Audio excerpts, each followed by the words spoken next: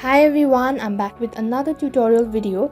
In this tutorial, I will be showing you how you can hide WhatsApp notification on lock screen. For that, make sure to watch the video till the end and also make sure to check your internet connection. So then let us get started. In order to hide WhatsApp notification, you'll have to tap on phone settings. As you tap on phone settings, on the other page you'll have to tap on apps and notification.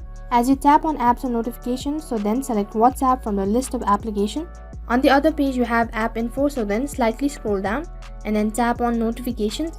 As soon as you tap on notification, on the other page you have multiple options. So from here you'll have to tap on message notifications.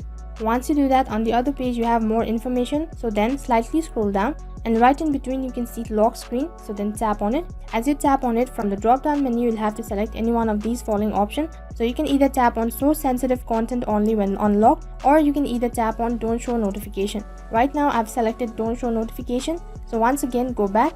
Also, you'll have to make changes individually, which means that if you have a group chat on your WhatsApp application, so you'll have to do it once again. Do the same process, tap on group notification, and as you tap on it, slightly scroll down and then tap on lock screen.